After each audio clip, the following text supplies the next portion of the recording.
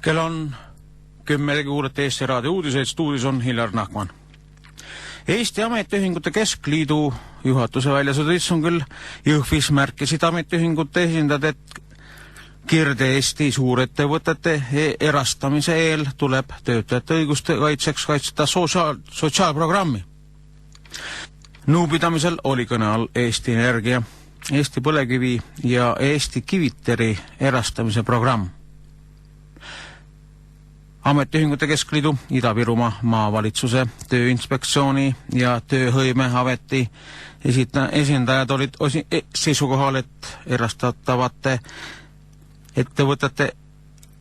ettevõtetes peavad olema sõlmitud kollektiivlepingud, mille kohustused lähevad erastamise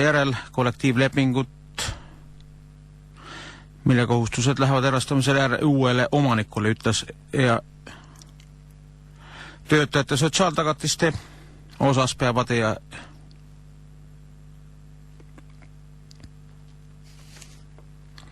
Ringhäälingu nõukogu andis Tallinna ja Eesti Televisiooni peadirektorile loa sõlmida 3 ettevõttega leping, mille tulemusel loobub Riigitelevisioon uuest aastast riiklikult reklaami edastamisest.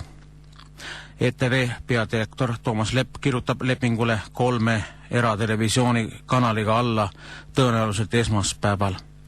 ETV peadirektori Toomas Leppa kava kohaselt katavad eratelevisiooni kanali reklaamist saadud summad puudujäägid reklaamimüügi püügi alusel. Tema sõnul maksavad eratelekanalid aastas ETV-le 35 miljonit krooni.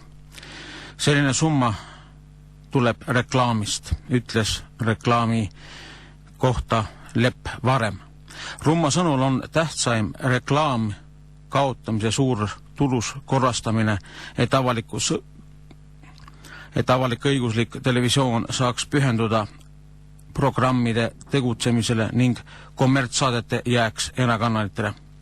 Esmaspäeval kavatseb Ringhäälingu nõukogu läbi viia ka TV selle aasta eelarve senise täitmise ja võtab seisukoha sellest lahkuvatele küsimustele ning töötajatele makstavate kompensatsioonide suhtes. Praegustel andmetel peab ETV maksma töölt lahkuvatele inimestele ligi 1 miljon krooni lahkumistasu. ETV peab välja maksma ligi 11 inimesele 5-12 kuu tasu. Keskmiselt saavad lahkujad 18 000 kuni rohkem 1000 lõpparve. Toomas Lepa sõnul said lahkujad keskmiselt umbes 12 kuni 10 000 krooni kuu palka. Teleärijuhi ja oma lahkumiselt teatanud Rait Killandi palk oli ligi 40 000 krooni kuus. Lepa sõnul olid paljud teletöötajad maksud üle ja seetõttu on ka lahkujate kompensatsioon kogu summa suur. Järgmisel suvel võib asulavälistel põhiteedel sõita 100-kilomeetrise tunnikiirusega, kui valitsus kinnitab liikluskomisjoni ettepanekud.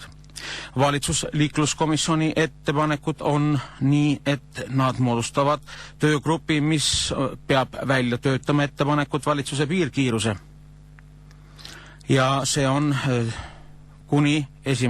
maist kuni 31. augustini 100 kilomeetrit tunnis. 100 kilomeetrit on üldine piirkiirus ja tingimused lubavad, et piirkiirust kohati võib tõsta kuni 100 kilomeetrit tunniseni. Liikluskomisjon arutas ka valitsuse määrus eelnõud, mis on liiklusseaduse täiendusena lubaks mootorsõidukeid juhtida kuni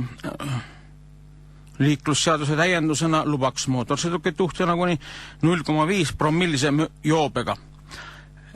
Bussijuhtidele ja juhtidele staažiga alla 2 aasta jääks piirnormiks 0,2 promilli.